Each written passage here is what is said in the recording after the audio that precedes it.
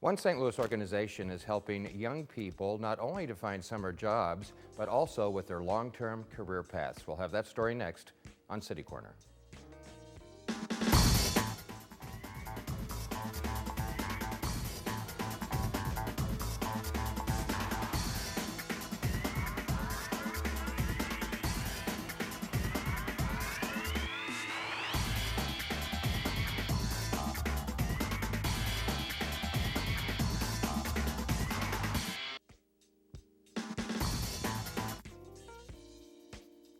And welcome to City Corner. STL Youth Jobs is a nonprofit organization that's helping young people find jobs this summer, and a little bit later in the program we're going to meet one of them.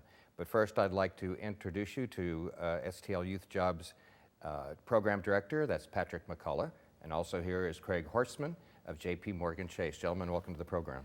Thank you, Steve. Good to be here. Patrick, tell me a little about STL Youth Jobs, just very generally what you do, and it's a fairly recent organization. So we've been around for about 5 years, and so what we do at STL Youth Jobs is we connect young people with employment opportunities, mainly during the summer. We also have a winter program that's currently operating. The young lady that we're going to meet in a little bit is actually from that program that offers a little bit of a longer employment experience. Our summer program last year served about just under 600 youth in the city of St. Louis and also from municipalities in North County. So we're connecting them with paid work experience during the summer, connection to a job coach that can help them navigate any challenges that they may be facing in their lives or at work. And we also provide upfront job training as well as financial literacy training and access to a bank account. Wow. And this is a much needed service, I might add, which we'll get into a little bit later. But definitely. There's definitely a need for this.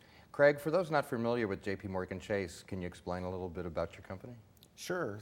Thanks, Steve. So obviously we're a very large financial institution, the largest bank in the United States by most measures. Within St. Louis, we have a couple business lines. One I lead, which is our commercial banking, our middle market commercial banking effort, and another that's managed by Scott Bush, which is our private bank. Mm-hmm. And why are you involved with this? At a global and a national level, JP Morgan has a number of focuses, but one of which is workforce readiness or bridging the skill gap, as we refer to it commonly.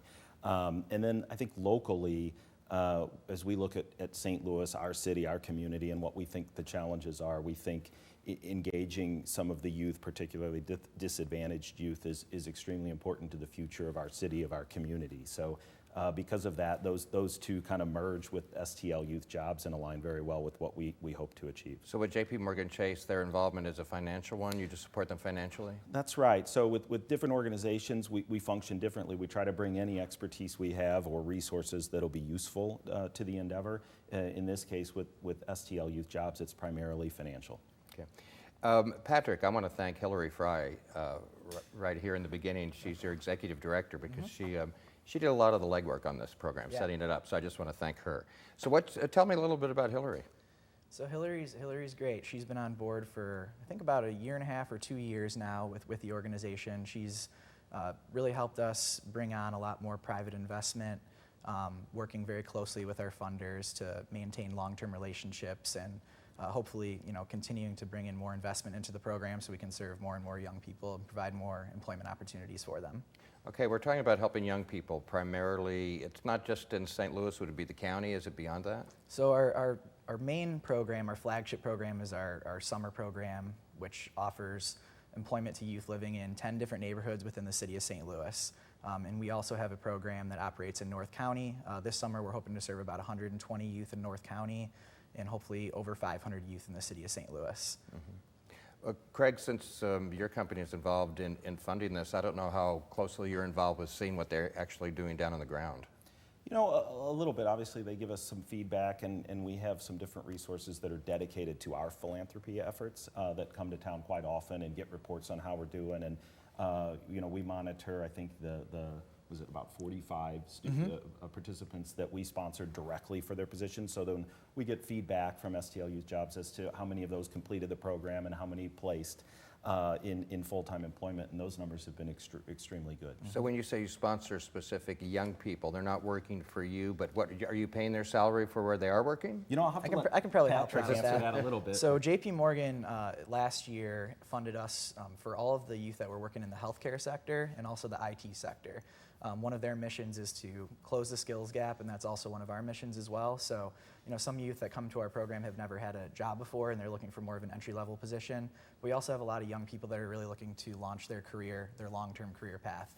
And opportunities like healthcare and IT are both huge growing businesses in St. Louis where many people are getting employment. And so they funded our IT and healthcare work, and they also sponsored all the youth that worked at SSM Hospital last year as well. Okay, I want to say, like, who are these young people? Is that way too broad a question? It's a pretty broad question. So essentially we work with 16 to 24-year-olds living in specific geographical areas in St. Louis. So And that's because? It's a wide range. So the neighborhoods that we selected were based on multiple criteria. So our program was really originally a solution to a youth violence issue that we have in the city of St. Louis. And so when we selected our original neighborhood, we were looking at neighborhoods that had high densities of youth, so areas where just a lot of young people live, and then also high rates of youth violence, low educational attainment, low socioeconomic status, and things of that nature. So you're looking to help kids that might not have parents able to pay for college or might be struggling more to get ahead than other kids. I would say, in a lot of the neighborhoods and municipalities that we're working in, there just isn't a lot of employment opportunities for young people.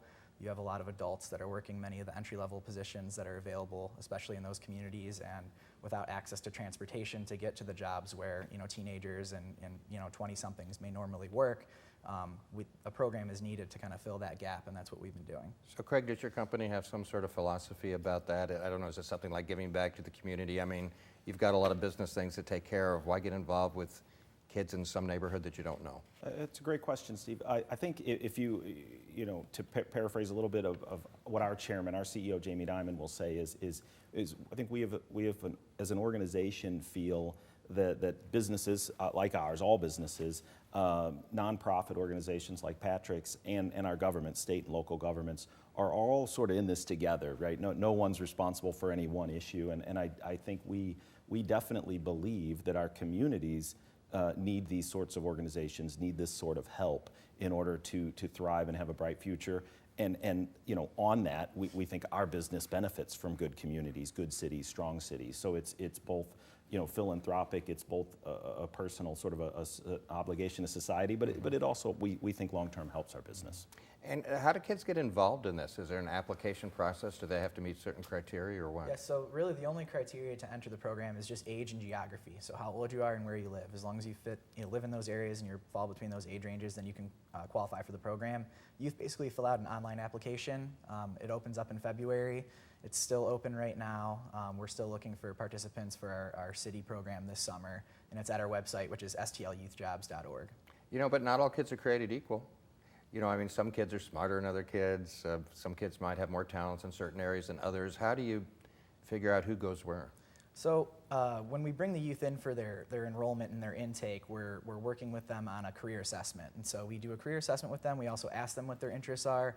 And so really another need that we have is we're constantly recruiting employers that can provide a diverse variety of options for youth. And so the more employers that we have, the more we're going to be able to match youth based on their interest. And so youth come to us with all kinds of interests. Some youth want to work in healthcare, some want to work in IT, some want to be teachers, some want to be construction workers. And so there's really a wide variety of interests and skill levels as they come to us. And so we're constantly recruiting employers that can get involved, that can fill all those different interests. So you've targeted specific areas and neighborhoods where there seems to be a need for this, right? Definitely. And what have you seen?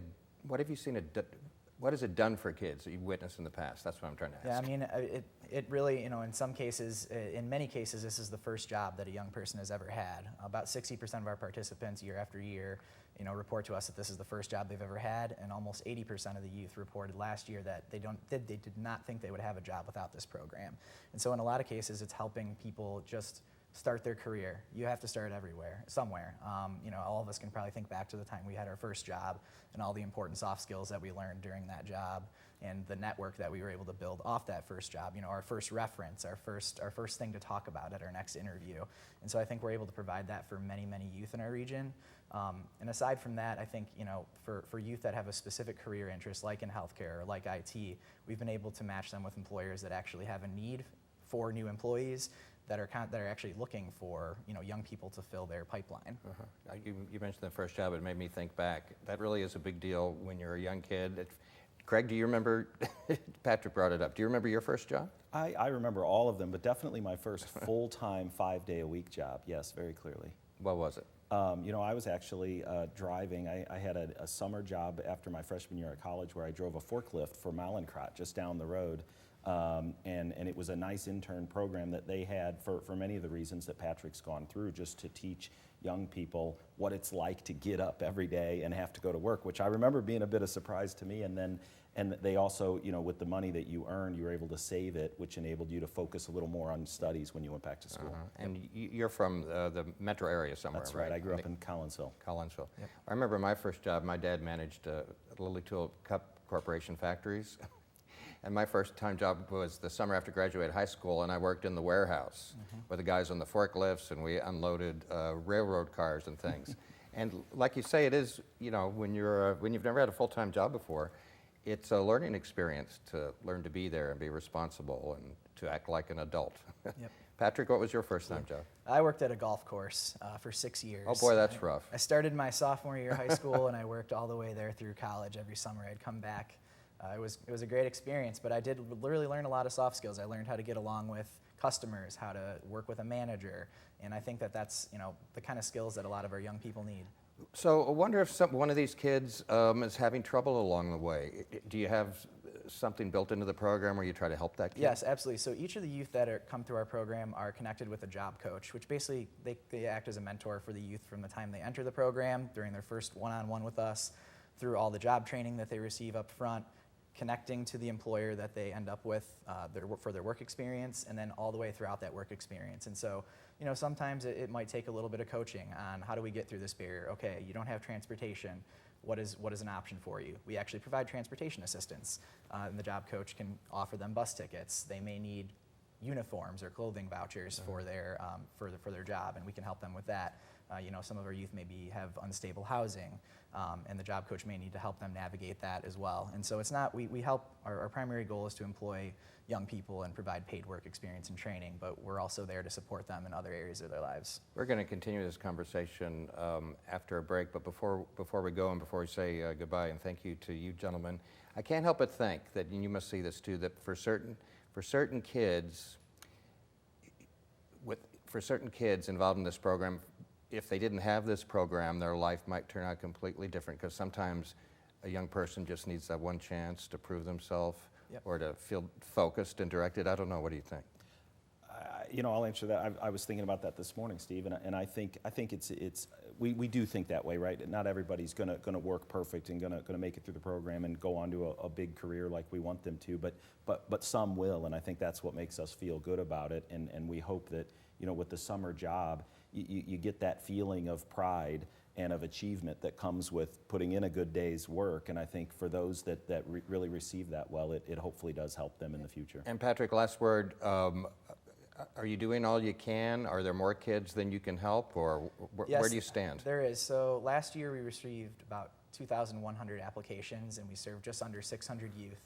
This year, I think we feel optimistic that we'll be able to serve over 500 youth, but our goal is really to serve 800 for this summer and to continue to grow so that as many people that apply to the program can actually get into the program and have an opportunity if they are willing to put in the work. STL Youth Jobs. Patrick, Craig, thank you so much. Thank you. Continued success. It's a great thing that you guys are doing. Thank you. And we'll have more on this when we come back. This is City Corner.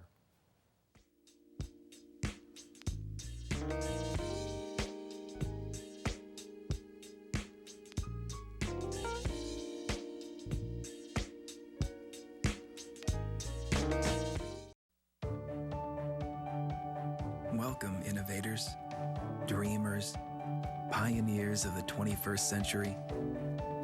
We've been expecting you to come discover your dreams and make your ideas take flight. Just like so many explorers that came before you. Welcome to the hub of opportunity. Welcome to St. Louis. Always exploring. Behold the angry giant. Behold the angry giant. Behold the angry giant! Behold, the angry giant! It only takes a moment to make a moment.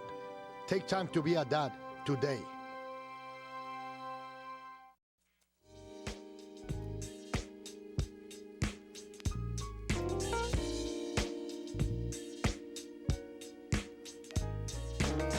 I'm Steve Potter, and welcome back to City Corner.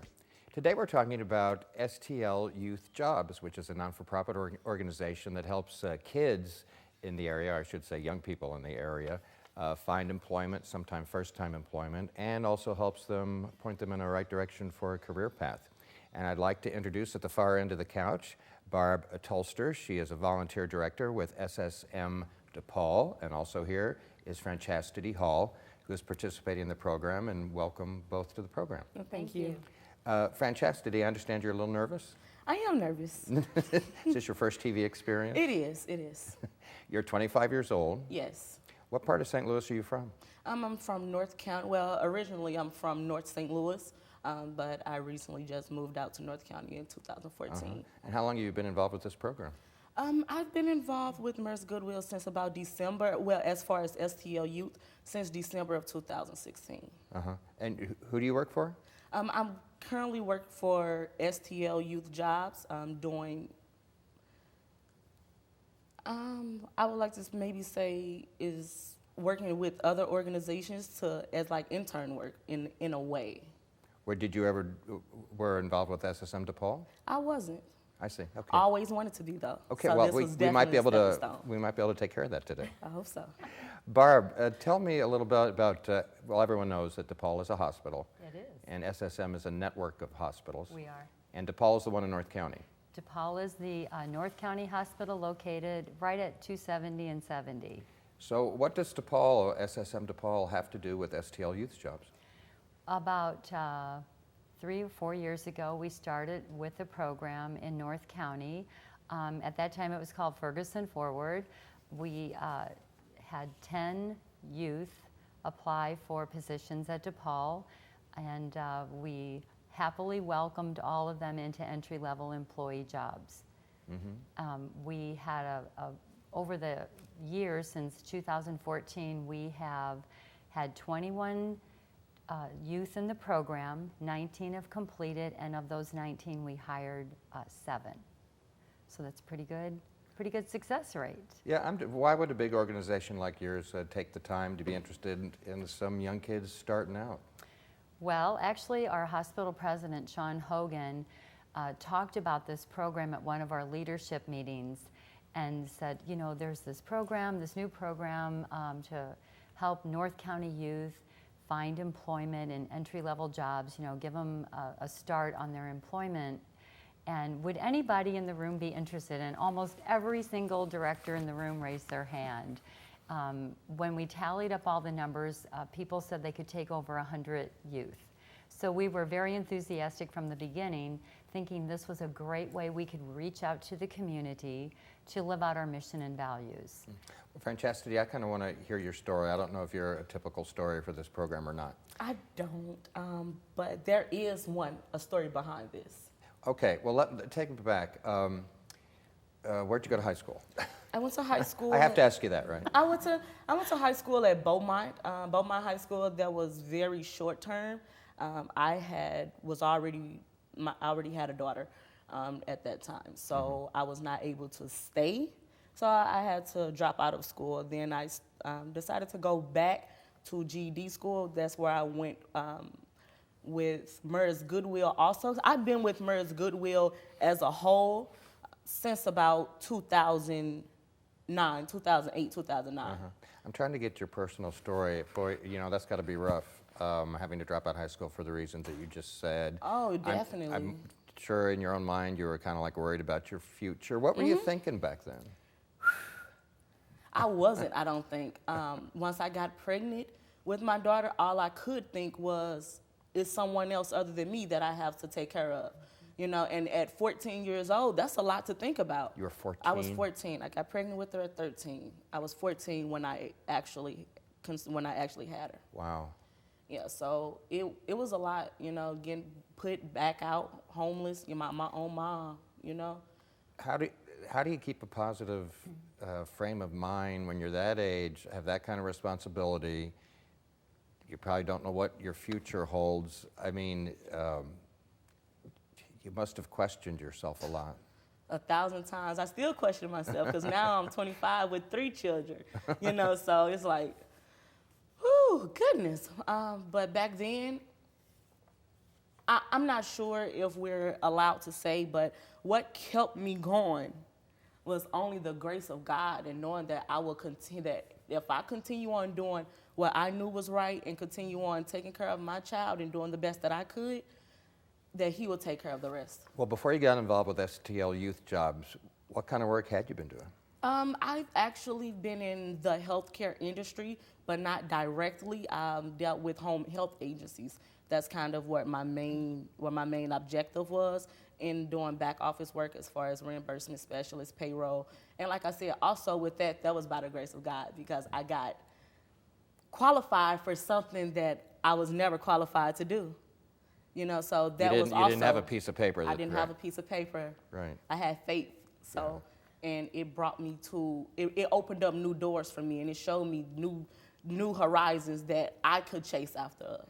Barb, does this story sort of ring a bell with the kids that you've worked with? Yeah, it's a little bit different than usual, but when Franchasity came to us and told us her story, told us about her history, her work history, I'm like, oh, I think I have the perfect jobs for you. We have 2 areas in the hospital that are set up like doctor's offices, and she had done so much of that kind of work. So we set her up to work in our Weight Loss Institute and in our Glennon Care for Kids clinic at the hospital. There was this, just give me an example. We were talking a little bit before we started the program, and there was another young woman who recently, I think, found full-time employment, and she had a fascinating story. She has a very fascinating story. She was orphaned at age 11. Both of her parents were deceased by the time she was 11, had multiple brothers and sisters, maybe 7 or 8, was put in the foster care system, and after she aged out of the system, was homeless. She came to the program through the STL Youth Program in North County. We took her on in a position of working as a PBX operator.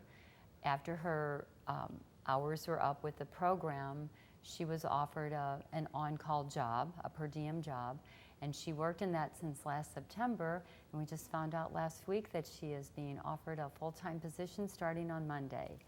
So in the meantime, she was able to, with the help of MERS Goodwill, get an apartment for a while, and then when that was up, she was able to get a room through Nehemiah House, and now that she'll have a full-time job, we're going to help her look for an apartment in the area so she can continue on. She was also accepted to the junior college to continue her education.